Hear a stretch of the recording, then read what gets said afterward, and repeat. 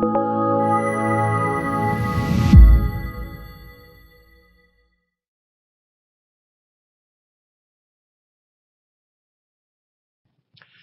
I'm Jacob Hornberger, president of the Future of Freedom Foundation, and this is this week's issue of the Libertarian Angle. I'm joined, as always, by my co-host, Richard Ebeling, who teaches economics at the Citadel. Richard, welcome back to this week's Libertarian Angle. It's great to be back with you and our viewers and listeners to talk about another important subject. Yeah, likewise. I thought we would talk about the big brouhaha about Donald Trump's income tax returns. You know, sort of returning to the political arena here. It really is an entertaining event in American politics, this race between Clinton and Trump. And, of course, we're not going to see anything substantive being discussed in this campaign because, let's face it, they're both ideologically on the same page. They both believe in the welfare state and the warfare state and the drug war and everything that comes with them. So their attacks on each other are really going to be personally oriented, or they're going to involve silly issues like, should Donald Trump release his income tax returns? So I thought, well, let's delve into that issue about the big deal about the income tax returns. I often think what would happen if these two candidates were running, let's say, sometime from 1787 to around 1913, because if Hillary were running during that period of time and said, I demand that Donald Trump release his income tax returns, everybody would have looked at her like she was crazy. Why? Well, because there was no income tax in America. I mean, that was what it once meant to be an American, to live in a society in which there was no Internal Revenue Service, no income taxation. People were free to keep everything they earned. So the notion that, hey, you need to release your income tax returns is really a modern day notion that came with the welfare warfare state. And I don't know how it developed, but there has long been a sense of privacy in America. I mean, that was one of the fundamental bedrock rights that Americans once held dear. Not only do you have a right to keep everything you earn, but it was nobody's business what you earned or how much you made or how much you spent. And now, if you run for office, it's just taken for granted. You have to disclose everything about your financial affairs. There's been this gradual erosion and really destruction of the fundamental rights of both liberty and privacy.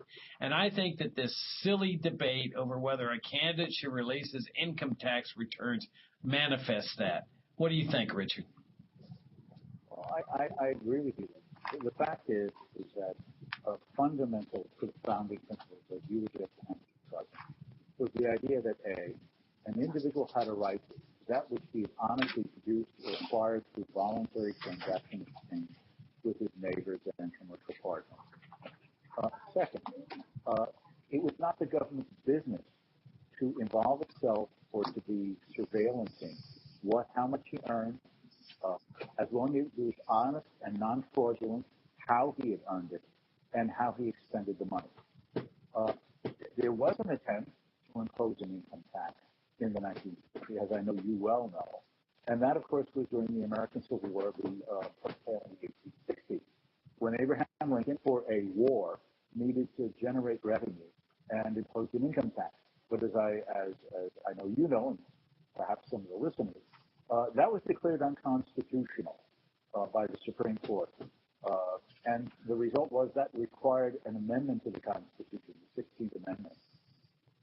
And from that day forth, from the time that the 16th Amendment came into effect, though at first it only impacted on a small fraction of the population, there was no withholding tax of income from your paycheck until the Second World War, as a source of constant revenue for the federal government. Since that time, there has been no sense of privacy and non-intrusiveness of the government. Indeed, the government works under the premise, precisely because it has the right to tax earned income, that it has the responsibility, the duty, the obligation to surveillance, investigate, challenge every conceivable dollar that you have earned, under the presumption that there is some fraction of that dollar that you owe the government. That is the perniciousness of it.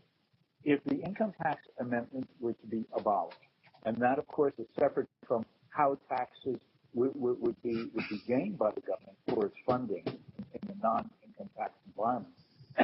But if the income tax amendment were to be abolished, that would do away with both the rationale and the justification of the Internal Revenue Service. There would no longer be a necessity to present documented proof of every source of your income. As we all know, we have to collect, collate, calculate, and submit as April tax day approaches. There would no longer be a justification for them to intimidate and impose fear in each and every one of us of getting a notice in the mail, of having to appear and to justify something we had submitted or they claimed we had not submitted with our income tax return. That would do away with the surveillance and the intrusive state for at least a particular element and arm of it in the United States.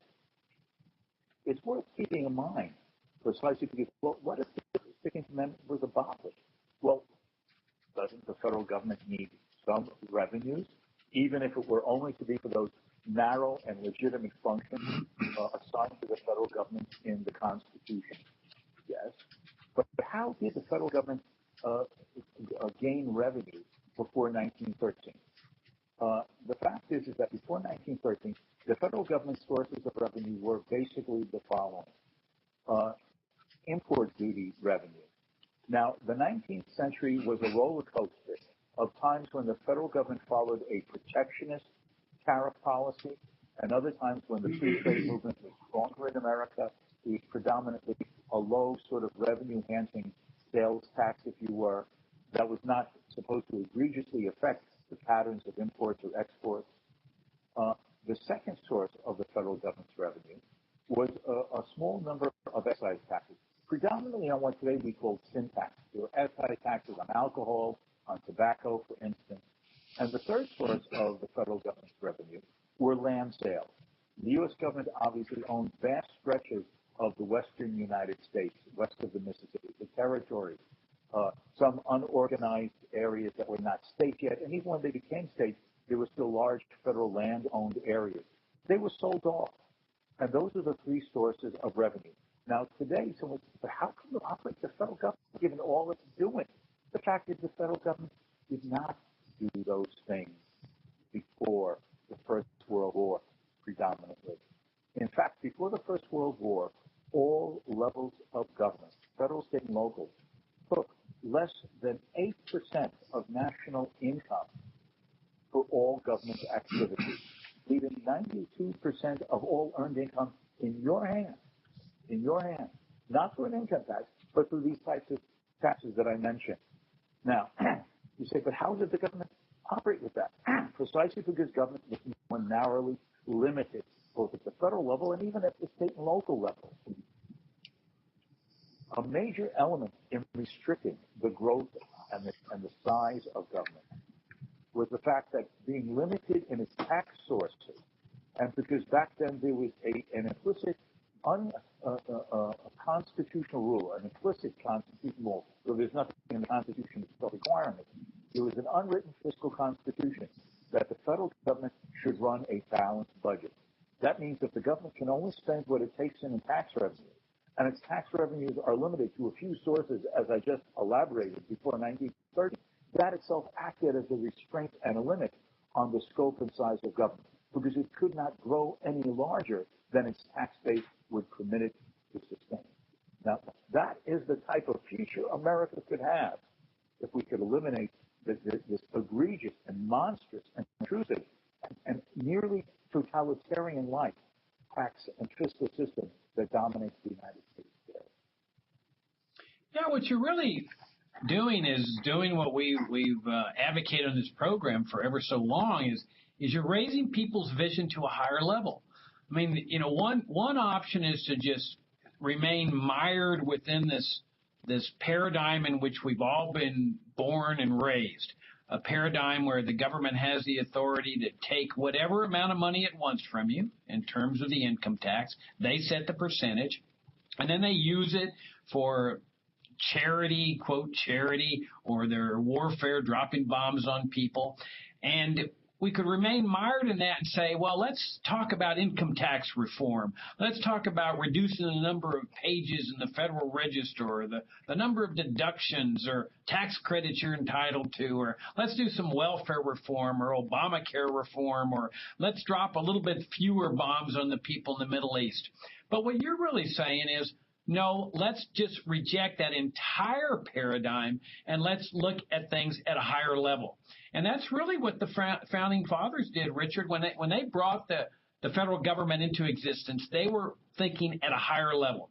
They were thinking, what do we want for a free society? I mean, that was what they were striving for. And clearly there were exceptions, like slavery being the biggest. But at least conceptually, they were thinking at a higher level is, okay, what do we want for a free society of people that are not slaves or white men or whatever? The group may have been small, but they were still thinking at that level. And so we end up with a society where many people are not paying any income tax at all. The vast majority of the American people were not paying income taxes. I guess no one was really. But then by the same token, the federal government wasn't doing very much. There were no mandatory charity programs. There was no Social Security, Medicare, Medicaid. The American people had essentially separated charity in the state and has said the government's got no role in charity. Charity is none of the government's business any more than church activities, religious activities. And then by the same token, there was none of this sense of we have to police the world. We have to bomb the people in the Middle East or in Latin America or wherever. And so there wasn't this enormous standing military establishment, no foreign military bases. There was a small basic military force that was still waging war against the Indians.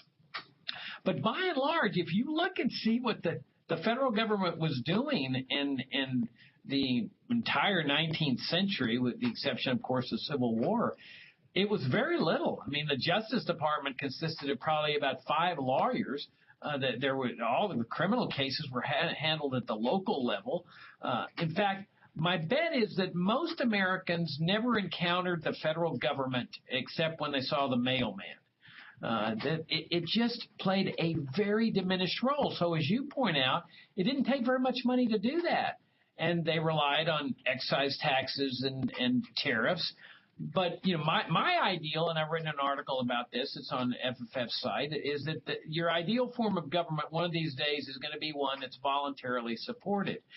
But the second best is this concept that the framers came up with of indirect taxes. I mean, they understood that a direct tax, like an income tax with an IRS, involves an enormous destruction of privacy and liberty.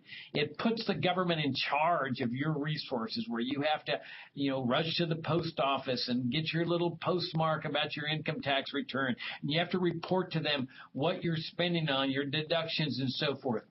With an indirect tax, none of that exists. Okay, you pay a sales tax, but the IRS is not there to examine how much money you're making and what you're spending it on and so forth. So that's what their concept was, to distinguish between indirect taxes and direct taxes. And I think it was a valid distinction where they used the indirect taxes because they saw it as less an infringement on liberty and privacy. And of course, all that changed, Richard, with the dawning of the progressive era. It all comes together. You've got the eugenics movement. You've got the welfare state concept, Social Security, Medicare, et cetera, where government's charged with the responsibility of taking care of people. You've got the warfare state coming into existence with the Spanish-American War, World War I, World War II, and then the Cold War in Korea and Vietnam, and now the war on terrorism, the war on Islam, the whole thing that requires an enormous amount of money that they then say, well, you see, we have to have the income tax in order to be able to do all this welfare, warfare state, and, of course, fight the drug war and all the economic regulations. What you're saying, what I'm saying is, let's think at a higher level. Is this paradigm something that we like? Because now we've had 2 paradigms in American history. The paradigm of economic liberty, right to keep everything you earn, separation of charity in the state, and this other paradigm that we're now living under, that we've all been born and raised under, of a welfare state, a national security state, a warfare state, a drug war state. I think the verdict's pretty clear as to which paradigm's better. Yes, to sort of highlight or reinforce, you had said earlier that before 1913, at the early part of the 20th century, an American rarely came into contact with the government. The famous British historian A.J.P. Taylor, talking about the British world before 1913. Of course, Britain had an empire that obviously was costing money, but domestically, Britain was still relatively free in the first decade of the 20th century from egregious amount of domestic regulation and control as we were. And he says at one point in one of his books that before the First World War, a British citizen living in London could go through his entire life and never come into contact with the government other than the bobby, the constable on the beat, and the occasional inconvenience of jury duty. Now, of course, Taylor was exaggerating. It wasn't quite that small, but it highlights what I was saying and you're saying, that dichotomy in the world before the First World War and the world after the Second World War concerning the size and the scope of the federal government in the affairs of the citizenry, or its intrusions into the self-governing responsibilities of the local and state governments. For all intents and purposes, the federal government did virtually not exist or have an impact on people's lives. It is true that the first regulatory commission, the Interstate Commerce Commission regulating railroads, had come in 1877. It is true that before the end of the 19th century, there had been the first of the antitrust laws, the Sherman Act. And it is true that around the time of the first of the income tax, 1913, the arrival of Woodrow Wilson as president, there was, besides the income tax, the FDA, the Food and Drug Administration, the establishment of the Federal Reserve.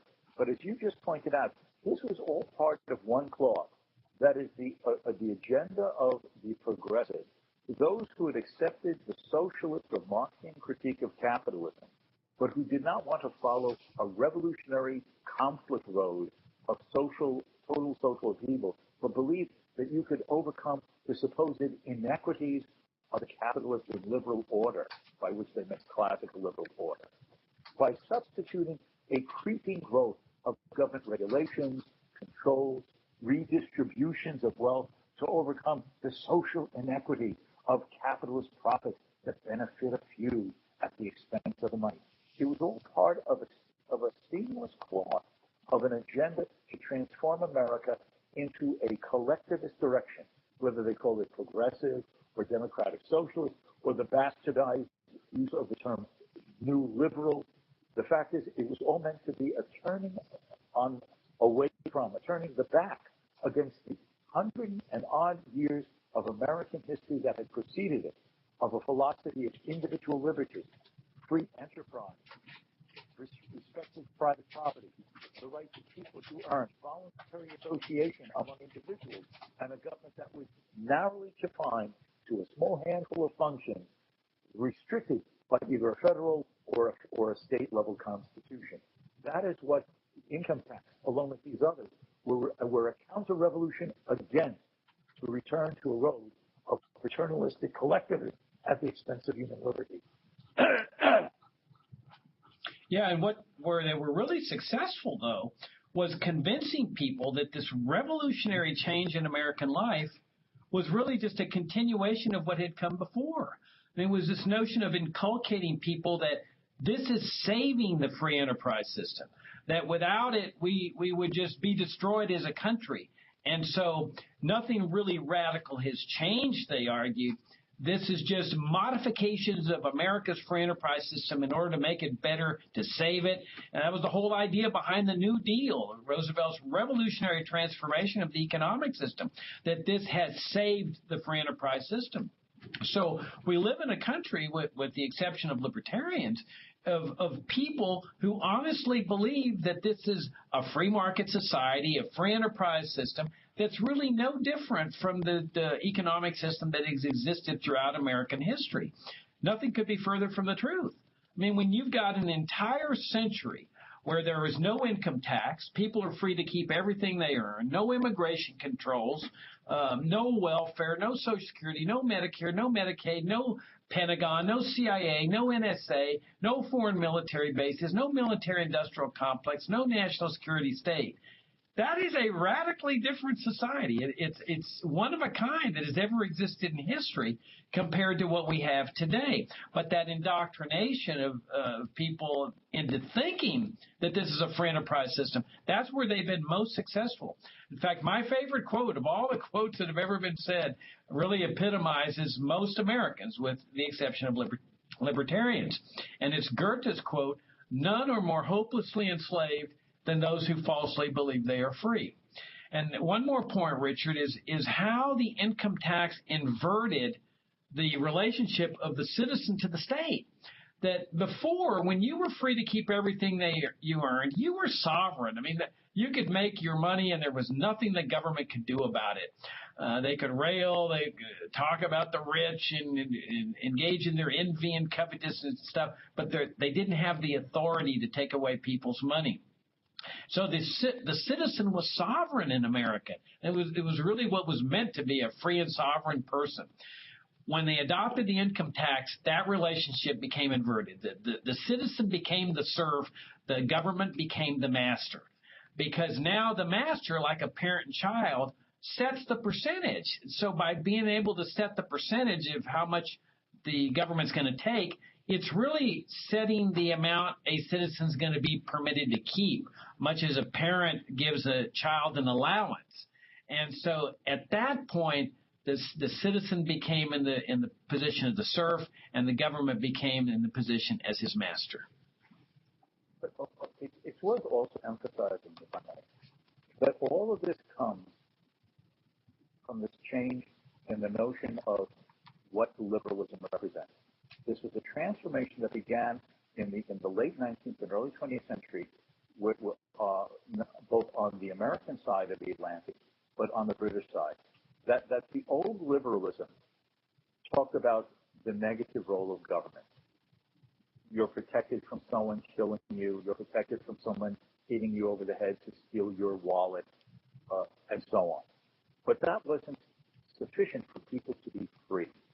There needed to be a notion of positive freedom, not just this negative freedom of not being abused or attacked by another.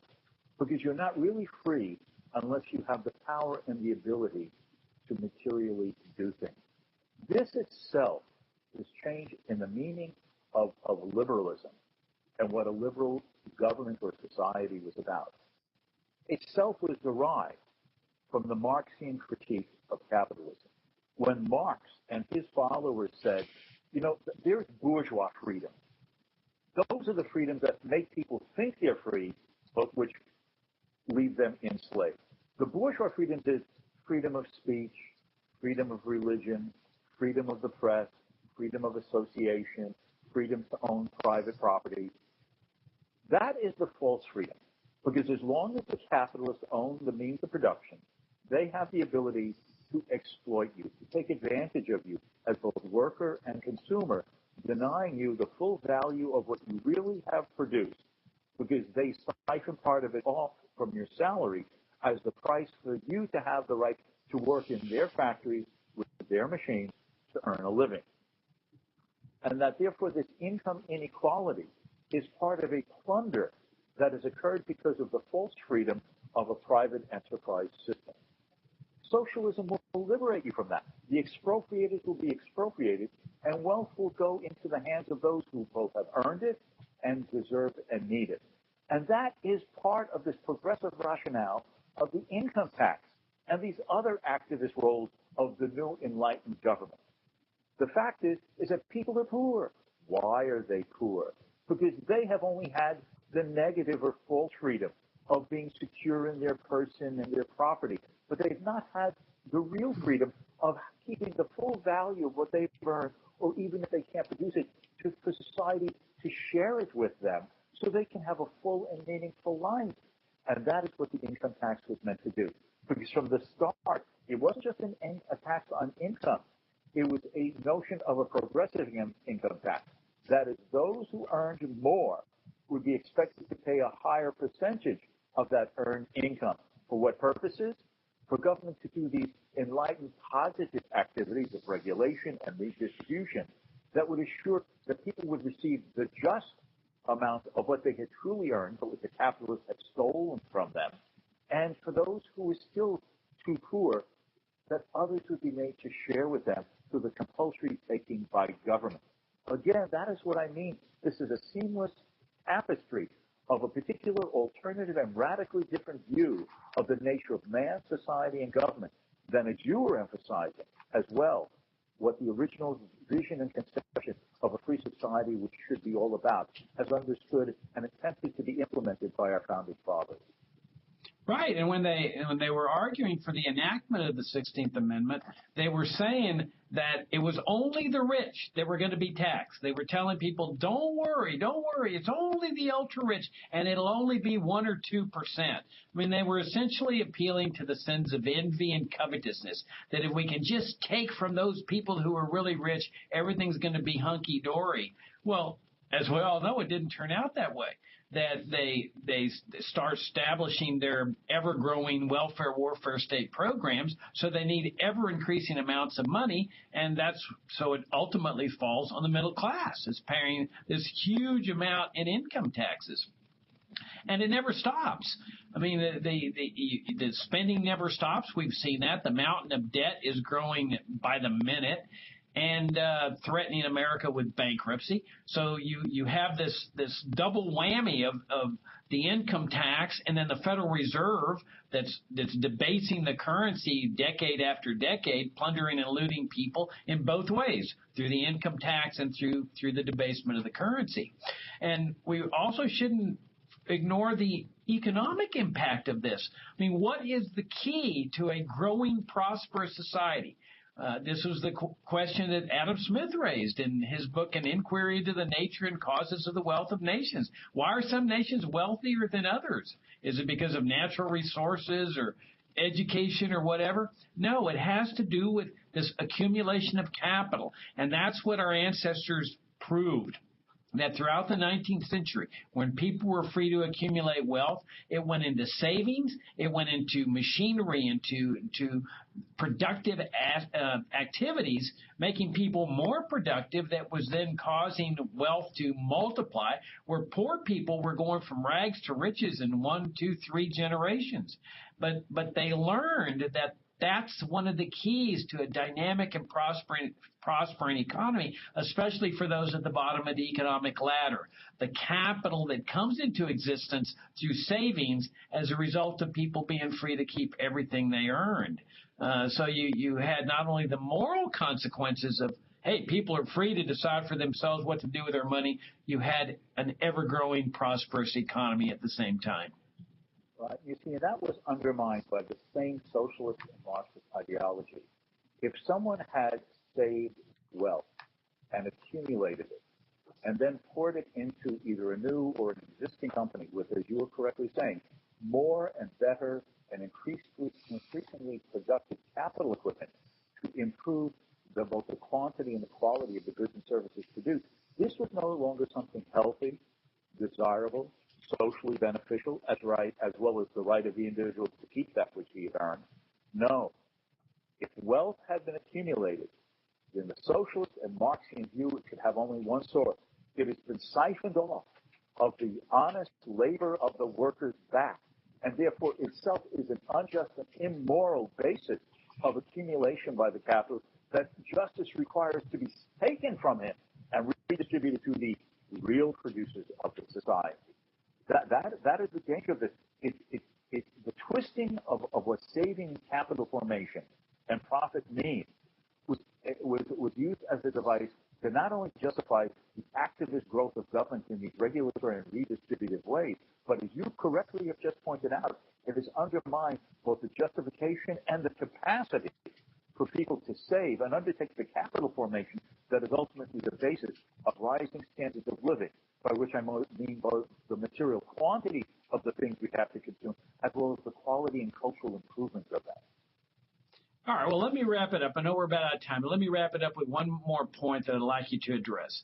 The people watching this show or listening to the podcast might say, okay, all that's fine and good, but what difference does it make? You've got this enormous monstrosity of the welfare warfare state. They're not going to relinquish their power and control. They love the largesse. They love the bomb making. They love everything that comes with the welfare warfare state. They're not about to let it go. So what's the point of talking about these ideas? Isn't this just pie in the sky? I mean, you and I have both heard that question throughout the years that we've been libertarians. And it goes back to the power of ideas. I mean, nothing is inevitable. The ideas ideas on liberty can transform a society. They can change people's minds. They can change the course of a person's life, like they have with you and me and so many other libertarians. And that when you reach that critical mass in society, then all of a sudden things can shift politically, economically, where all of a sudden there is a push to get these things dismantled. And this is why totalitarian dictators shut meetings like this and activities like this down, because they know about the power of ideas to shift the course of a society. And that's what this is all about in terms of what we do here, what we do generally at the Future of Freedom Foundation, what you do with your classes at the Citadel, and so forth. Let me just add to that, along with the power of ideas, is that if we were to go back 150, 175 years, and imagine people who are starting to think like us, what we now call the classical liberals of the second half of the 18th and the early part of the 19th century, would not their task seem daunting and impossible? Freeing men from slavery, physical, actual, legal human slavery. Would it not seem an impossible, daunting task to overcome the mercantilist policies and ideology of that time that justified and was the rationale for government regulation, control, restriction of both domestic and foreign trade that benefited the landed special interests who had the dominating control of governments in places like Great Britain? Would it not seem a daunting and impossible task for the founding fathers to have risen up against the greatest empire existing at that time, the British, and to win a war of independence, and then to establish a constitution of the type that we have had, that for many, many decades, for over a century, basically protected our liberties rather than violating them? That task must have seemed insurmountable. But they achieved that first revolution for liberty in the late 18th and throughout the first half of the 19th century, both in Europe and certainly in the establishment of our government in the United States. If it was done then, we surely, with courage, integrity, and certainty of the rightness of our cause, the principles of liberty, can achieve it again. All it takes is willingness to try, a principled understanding of why it is good, and the courage to pursue it. Yeah, that's a great point. And I recall many years ago you pointed out to me that even Adam Smith had said he was somewhat despondent about the possibilities that his ideas of free enterprise could ever materialize in England, given the solid hold that the state had and the hold over people's minds. And yet, notwithstanding that hold, within a relatively short period of time, Smith's ideas had come to fruition. Correct. So on that note, Richard, we'll wrap it up. Enjoyed the show as always, and look forward to talking to you next week again. Until next week, thank you to all of our viewers and listeners for spending this time with us. Yeah, thank you for tuning in, and we'll see you all next week.